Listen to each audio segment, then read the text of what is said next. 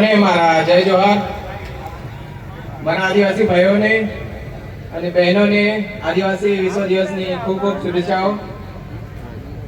આજે હું કોઈ બહુ મોટી વાત કરવા નહીં આવ્યો, પણ મારા ખાસ યુવાનો અને ભાઈઓ બહેનોને એક નાની પણ બહુ મહત્વની વાત કરવા આવ્યો છું।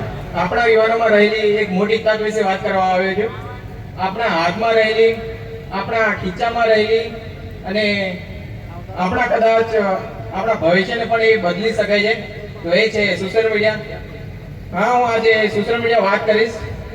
મોટાભાગના લોકો સોશિયલ મીડિયાનો ઉપયોગ માત્ર મનોરંજન અને રીલ જોવામાં ઉપયોગ કરતા હોય છે, અને હમણાં બીજા આપણે ફ્રી ફાયર અને પબજી બધું આવેલું છે, ત્યારથી એ લોકો થોડું ગેમિંગમાં થોડું વધારે ધ્યાન આપે છે અને કોઈ સ્કિલ શીખતા નથી અને ભણવામાં બી ધ્યાન થોડું ઓછું આપે છે।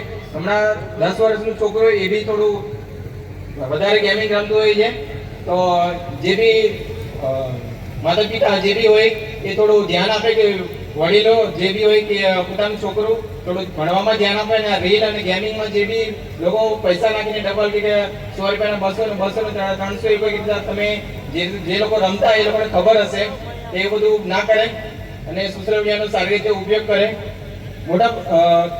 પરંતુ આજે સોશિયલ મીડિયા એક સાધન નહીં પણ એક પ્લેટફોર્મ બની ગયું છે, જ્યાંથી તમે સારી રીતે ભણી શકો છો અને લાઈવ ક્લાસીસ ચાલતા હોય છે, એ તમે ભણી શકો છો। આપણા આદિવાસી યુવાનો તરીકે સોશિયલ મીડિયામાં આગળ આવવું જોઈએ। મોંઘા ફોનો અને મોંઘા ફોનોની જરૂર નથી, પણ તમારી પાસે મોંઘી સ્કિલ હશે તો એ તમારી આખી જિંદગી રહેશે, પણ મોંઘા ફોન કંઈ કામ નહીં લાગે, થોડા ટાઈમમાં બગડી જશે। પણ મારો સવાલ એ છે કે મોબાઈલ પાછળ આપણે પૈસા ખર્ચીએ છીએ, એ જ મોબાઈલથી આપણે પૈસા કમાવાનું અને પોતાની સ્કિલ વધારવા માટે કેમ ના ઉપયોગ કરી શકીએ? આપણે વિચારતા હશે કે આપણે વિડીયો શું બનાવીએ એમ, તો બધાની અંદર કંઈ ને કંઈ ટેલેન્ટ અને કંઈ ને કંઈ સ્કિલ તો હોય જ છે। તો તમે જે બી તમારે કંઈક બી આવડત હોય એના વિશે તમે વિડીયો બનાવી શકો છો।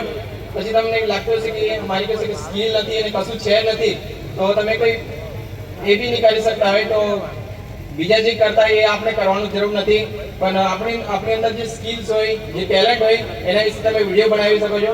અને એ બી તમારી સ્કિલ તમારી જોડે છે નથી, તો તમારે હમણાં વ્લોગિંગ કરી રહ્યા છો બધા, તો તમે વ્લોગિંગ બી સ્ટાર્ટ કરી દેજો। વ્લોગિંગમાં છે તમારું રોજિંદા જીવન, તમારા ગામમાં શું થઈ રહ્યું છે, પછી ખેતી પ્રવાસ અમે જે બી કરતા હોય, તમારું રોજિંદા જીવન સવારથી સાંજ સુધી જે બી કરતા હોય એ શૂટ કરીને તમે વિડીયો દ્વારા બનાવી શકો છો।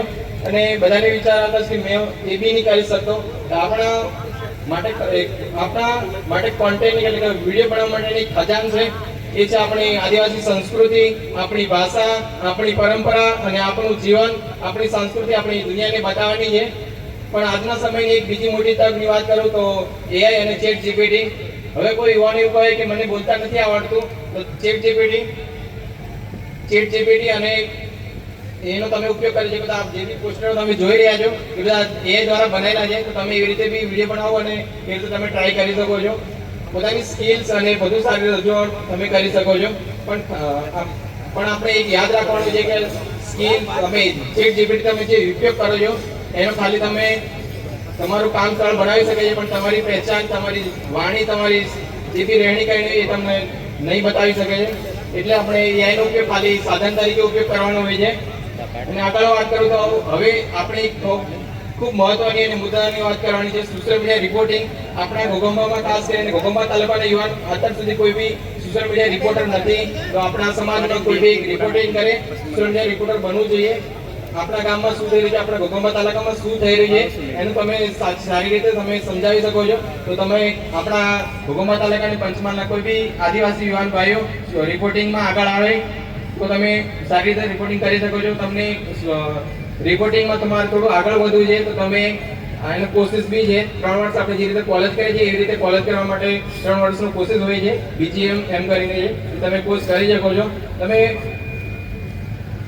તો મારી વાણી અહીંયા પૂરી કરીશ। આમ તો બહુ બધી છે, પણ વખતે થોડા વધારે છે, એટલે તો બીજા વખતે મોકો આપીએ છે। જય હિન્દ, ખૂબ ખૂબ આભાર।